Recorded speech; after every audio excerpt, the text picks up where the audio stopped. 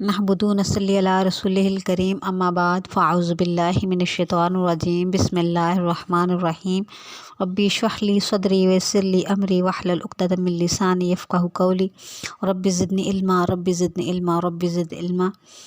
Dear students, dear sisters, कैसे हैं आप लोग? उम्मीद करती हूँ आप सब ठीक ठाक होंगी। दुआ गो हूँ कि अल्लाह रब्बुल इज़्ज़त आपको अपने हिफ्ज़ ईमान में रखे। डियर सिस्टर्स, आज हम जो चैप्टर स्टार्ट करने जा रहे हैं उस चैप्टर का नाम है वज़ू के मसाइल। और वज़ू के मसाइल में जो है वो एक क्वेश्चन अक्सर जो है वो पूछा जाता है कि बाज़ ख़वातीन या बाज़ हमारे बहन भाई क्या करते हैं कि वो गुस्ल के बाद भी वज़ू करते हैं और गुस्ल के बाद एक मुकम्मल वज़ू करने के बाद जो है वो फिर जो है वो नमाज़ वगैरह अदा करते हैं और बग़ैर वज़ू के नमाज़ अदा करना जो है वो अच्छा नहीं समझते और बल्कि इसको बिल्कुल जो है वो नाजायज़ समझते हैं कि गुस्ल के बाद भी वज़ू करना बहुत ज़रूरी है।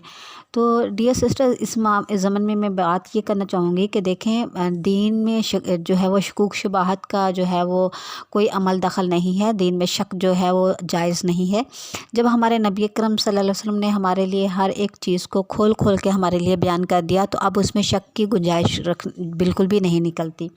तो असल जो है वो क्या है कि सबसे पहले जो है वो हमें क्या करना चाहिए कि अगर जो है वो वज़ू जो है वो नापाकी के बाद किया जा रहा है, यानी कि एक ऐसा शख्स जो है या ऐसी हमारी बहन जो है वो गुस्ल करना चाह रही हैं जो जिस पे गुस्ल फ़र्ज़ है, ठीक है, तो फिर तो वो क्या करेगी, तो वो वज़ू भी करेगी, ठीक है। और अगर कोई वो वैसे ही जो है जैसे गर्मी दूर करने के लिए या वैसे जो है थोड़ा गुस्ल किया जाता है पाकी, यानी कि पाकी की हालत में कोई गुस्ल कर रहा है तो ज़ाहिर है फिर वो वज़ू नहीं करेगा, वो गुस्ल के फ़राइज़ को अदा करेगा।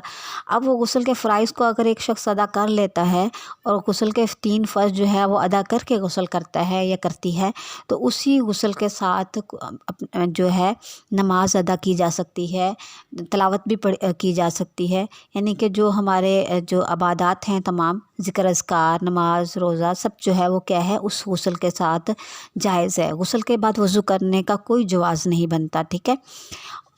यानी कि अगर कोई नापाक औरत है, नापाक मर्द है, गुस्ल जनाबत कर रहा है या हैज़ की हालत के बाद जो है वो गुस्ल कर रहे हैं, किसी भी किस्म की नापाकी के बाद जो है वो गुस्ल करता या करती है तो फिर तो वो ज़ाहिर बात है गुस्ल से पहले क्या करेगा, वज़ू करेगा, जो कि नबी अकरम सल्लल्लाहु अलैहि वसल्लम की सुन्नत मुबारका भी है कि आप सल्लल्लाहु अलैहि वसल्लम जो हैं वो उस गुस्ल से पहले जो वज़ू करते थे उसी पे इक्तफ़ा फरमाया करते थे और उसके बाद गुस्ल के बाद जो है वज़ू नहीं फरमाते थे। गुस्ल से पहले जो वज़ू फरमाते थे उसी पे इक्तफ़ा फरमाते थे, गुस्ल के बाद वज़ू नहीं फरमाते थे।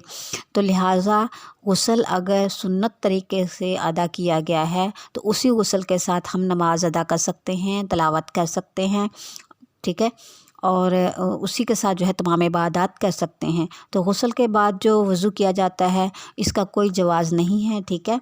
तो गुस्ल का जो तरीक़ाकार क्या है कि सबसे पहले जो है वो हम क्या करेंगे, इस्तिंजा करेंगे, ठीक है। इस्तिंजा करने के बाद जो है वो अच्छे से दोनों हाथ वॉश करने के बाद जो है अगर किसी बाल्टी वगैरह से हम गुस्ल कर रहे हैं तो हाथ अच्छे से धोने के बाद फिर उसमें हाथ डालेंगे।